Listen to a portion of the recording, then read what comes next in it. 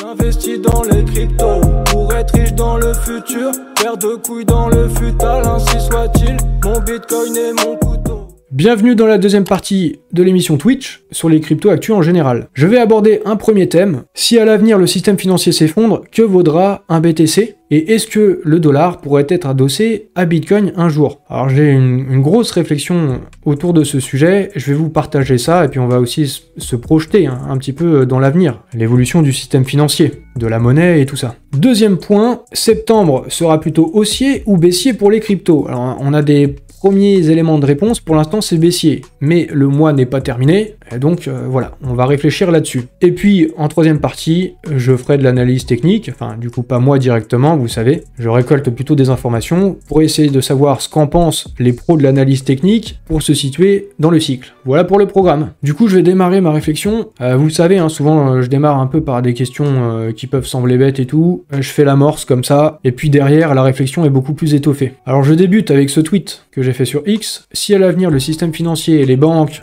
le dollar, les euros, les monnaies fiat, en gros, si tout ça s'effondre, que vaudra un BTC ? Comme a répondu John Black, dans cette situation, je ne serais pas étonné qu'il touche les 100 millions de Satoshi. Voilà, il y a un brin d'humour dans sa réponse, parce que 100 millions de Satoshi, ça fait un BTC, et du coup, si le système s'effondre, si les fiat s'effondrent, un BTC vaudra un BTC.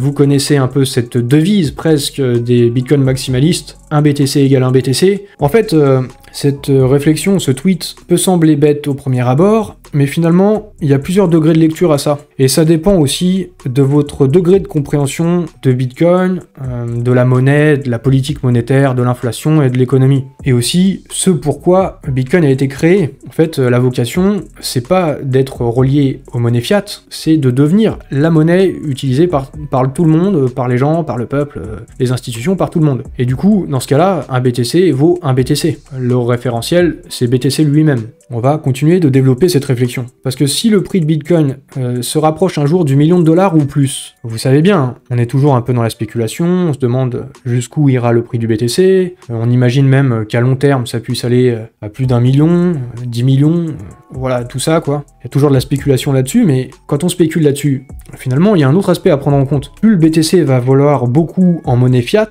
en dollars, en euros, et plus aussi ça voudra dire que les euros et les dollars auront perdu de la valeur. Et en fait ça peut être inquiétant, c'est pas forcément bon signe si un jour le Bitcoin s'approche du $1 000 000 ou plus. Surtout si le Bitcoin atteint ses montants dans un laps de temps court. Ça voudra dire qu'il y a un problème au niveau de l'économie et de la finance. Quand BTC monte, c'est les fiat qui s'effondrent. C'est aussi ça qu'il faut comprendre. Bitcoin, qui a été créé en 2019, ça faisait suite à la crise des subprimes sur 2007-2008. Et finalement, c'est pour répondre à ce problème de la création de la dette. Voilà, on répond aux crises et on renfloue les banques, on crée de la dette. Ça a été pareil avec le Covid, ça crée de l'inflation et finalement qui paye, c'est les populations. Les populations en plus qui n'y comprennent quasiment rien à l'inflation. Ils comprennent pas comment ça fonctionne, ils savent pas ce que c'est la monnaie. Et du coup, voilà, c'est ça, c'est bien ça le sujet. Voilà pourquoi Bitcoin a été créé. Pour remplacer les monnaies fiat quelque part aussi. Parce que finalement, elles s'effondrent, elles perdent de la valeur. Et donc, je continue la réflexion. Vous voyez, là, je fais des tweets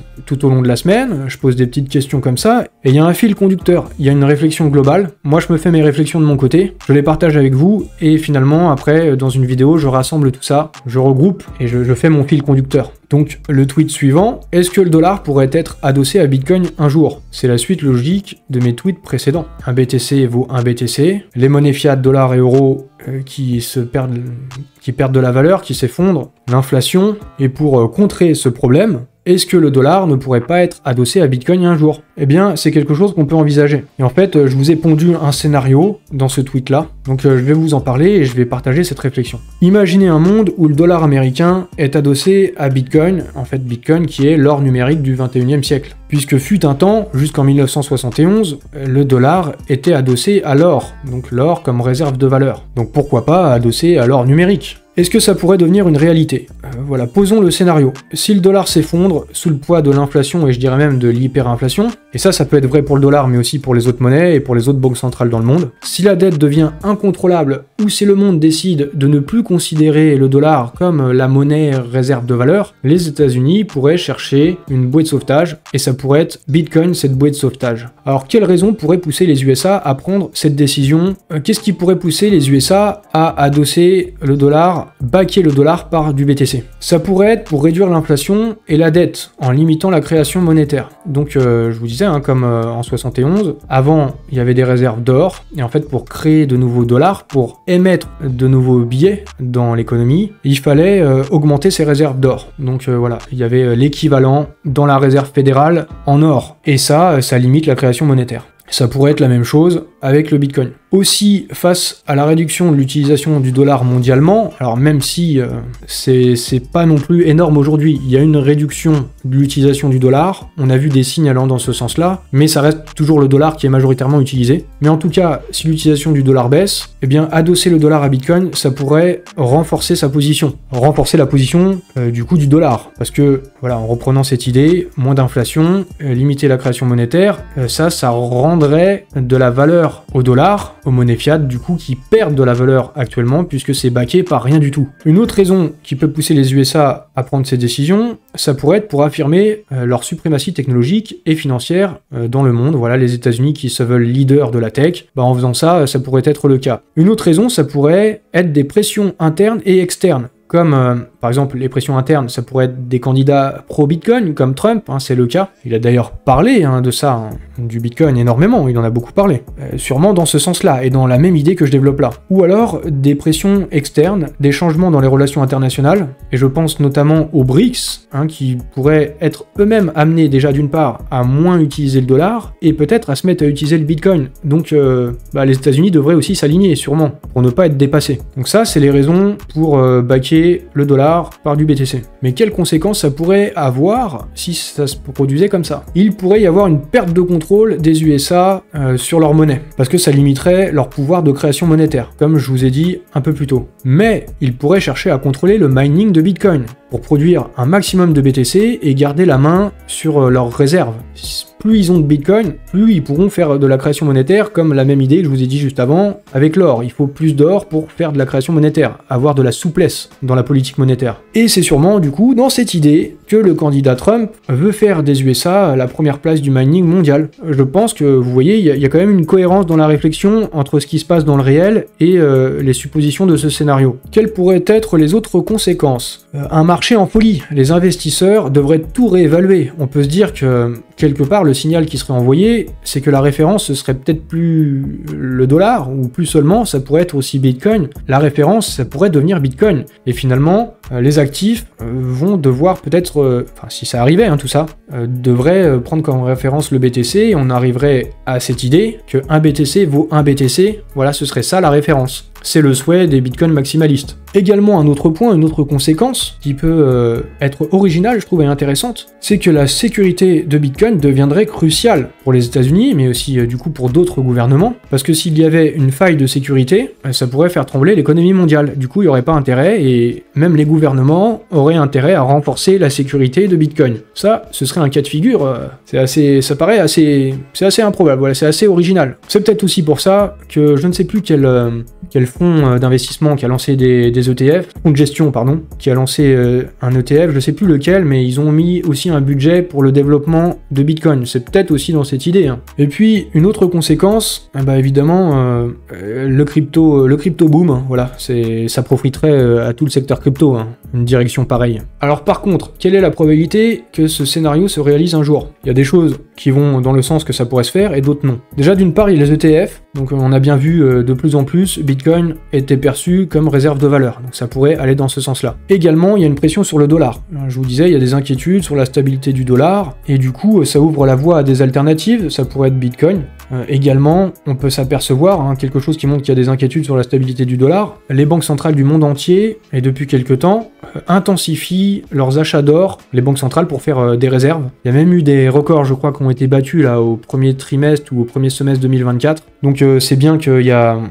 petit peu des inquiétudes sur le dollar. Et du coup, ils achètent de l'or, pourquoi pas de l'or numérique. Voilà, c'est ce qui rend ce scénario probable. Par contre, il y a quand même, il faut bien le noter, une résistance des institutions. Pour la BCE, par exemple, Bitcoin, c'est ridicule. Donc avant qu'ils changent de paradigme, qu'ils changent de vision, qu'ils changent leurs idées, voilà, il y a quand même de sacrés freins. Et puis également, on sait que Bitcoin est toujours beaucoup trop volatile pour que ça arrive dès aujourd'hui, donc ce serait compliqué. C'est pas pour maintenant, par contre, à long terme, ce scénario est probable, peut-être sur 20 ans, sur 30 ans, c'est possible, c'est tout à fait envisageable. Voilà pour cette réflexion qui touche beaucoup du coup à Bitcoin, à l'économie, au marché financier, à la politique monétaire, voire même la géopolitique et tout ça. Mettez des likes si vous appréciez et j'espère aussi que vous apprenez 2-3 trucs au passage. Maintenant, voilà, on se pose la question, est-ce que septembre sera haussier ou baissier? Donc je vous disais dans l'intro, pour l'instant c'est baissier, mais le mois n'est pas terminé. Je vous ai aussi posé la question dans un sondage, vous êtes 58,9% à penser que ce sera baissier. J'avais fait ce sondage le 31 août. Bon, pour l'instant ça vous donne raison. Mais pour essayer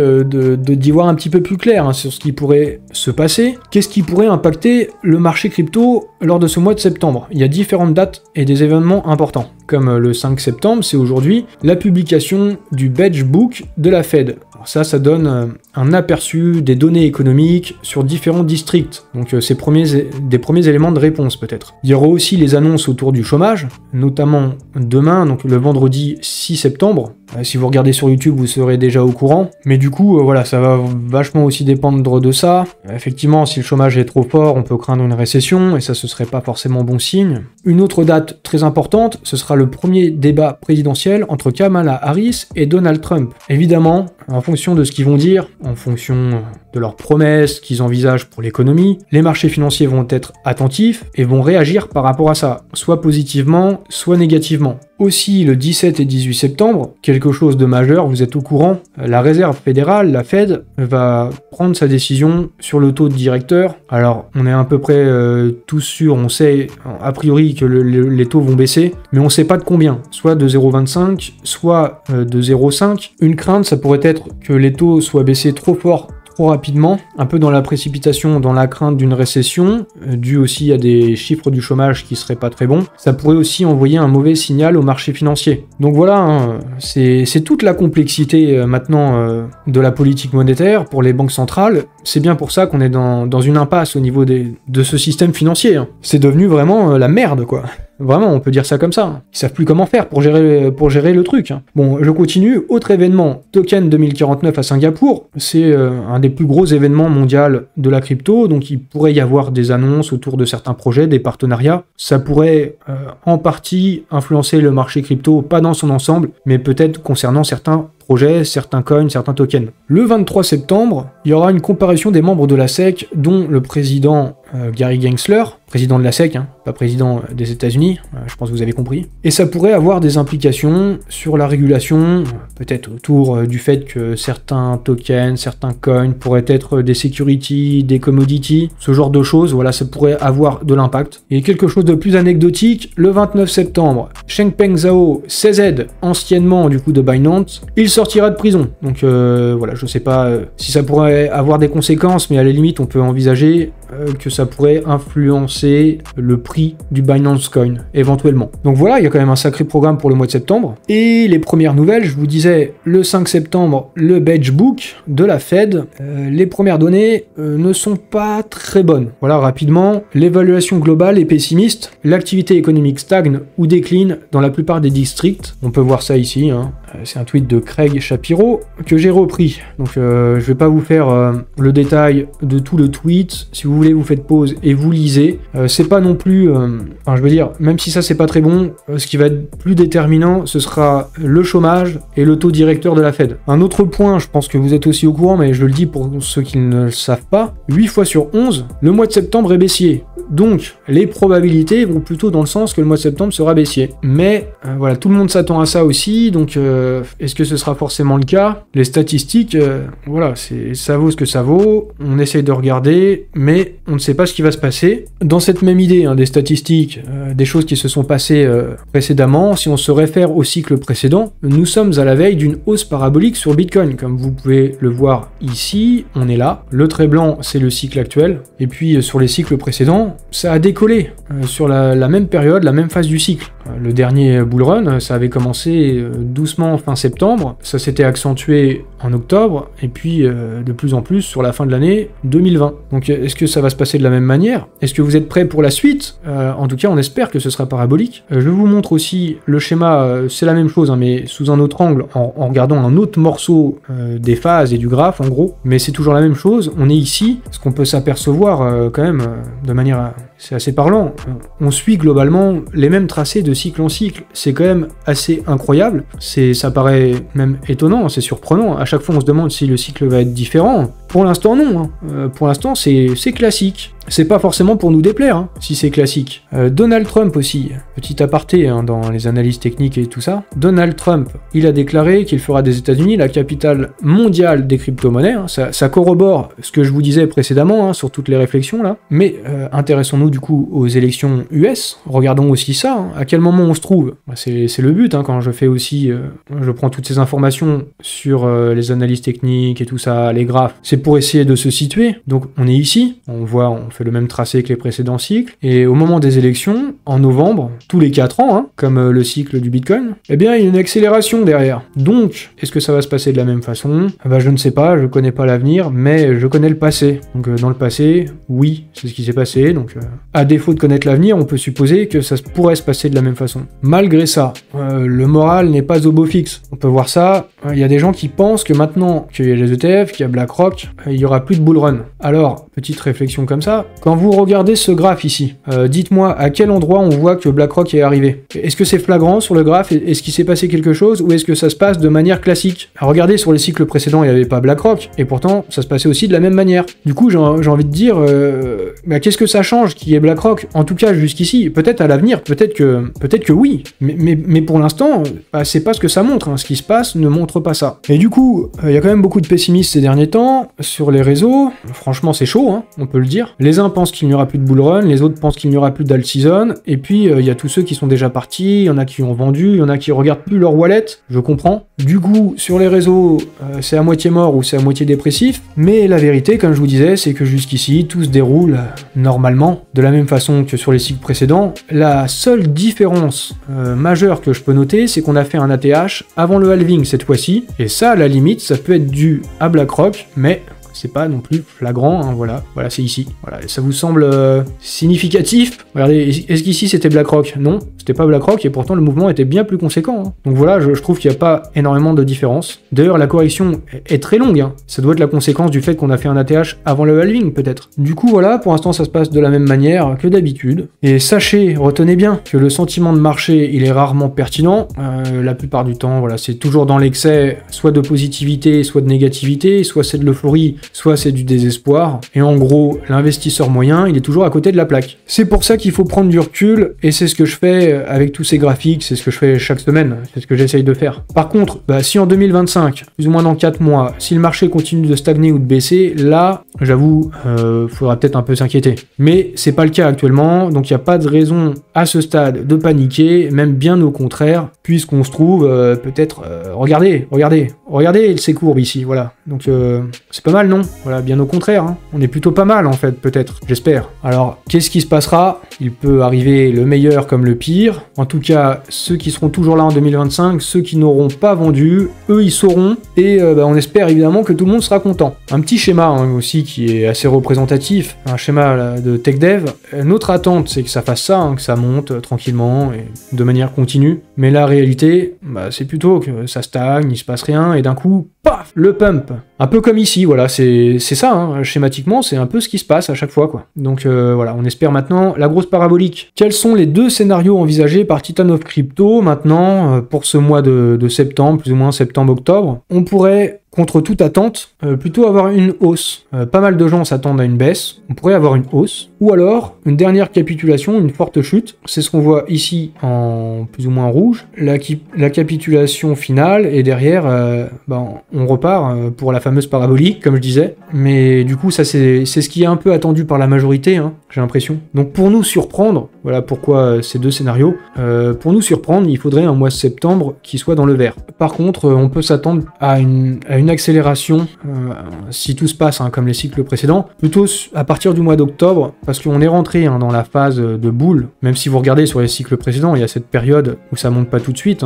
mais derrière si, pareil voilà sur ce cycle aussi. On peut s'attendre, vu qu'on est dans cette phase de boule, à la montée en octobre ou peut-être en novembre, voilà. Mais je pense que l'accélération, ça pourrait être, si elle a lieu, plus en octobre qu'en septembre. Regardons un peu la Bitcoin dominance, Bitcoin qui est toujours aussi fort, c'est en train de toucher plus ou moins la trendline très long terme de la dominance du BTC, donc ce qu'on peut espérer c'est que la dominance elle chute, pour avoir une alt season, c'est pas non plus immédiat, on peut avoir une percée au-dessus de la trendline. Franchement, ça fait super longtemps que le BTC continue de dominer le marché, donc on sait pas du tout, on sait pas du tout quand est-ce que ça pourrait avoir lieu. On peut observer par contre que sur la paire ETH-BTC, il y a un gros triangle là, qui compresse, ça devrait à un moment partir dans un sens, alors a priori il y a plus de chances que ça aille à la hausse, donc que le TH surperforme le BTC, ce serait à même de lancer cette fameuse alt season, et du coup regardons ce graphe, ce qu'on peut souhaiter, si ça se passe toujours comme les cycles précédents, si ce cycle n'est pas différent, c'est ce qui pourrait arriver, et du coup voilà, une petite parabolique aussi pour les altcoins. Par contre je pense que si ça doit bien se passer comme ça, d'abord c'est le BTC qui va mener la danse comme d'habitude, du coup pour les altcoins j'envisage plus début 2025 pour que ça commence à surperformer le BTC éventuellement. Par contre si le BTC part en octobre ou en septembre ou en novembre, en tout cas sur la fin de l'année 2024, les altcoins aussi iront à la hausse et ça fera plaisir à tout le monde, en tout cas j'espère, c'est ce qu'on espère. Et l'émission est terminée, vous pouvez liker la vidéo, dire ce que vous en pensez, vous abonner et également me suivre sur mes réseaux sociaux. J'espère que vous avez apprécié. L'émission est donc terminée, je vous souhaite une bonne soirée et à la prochaine.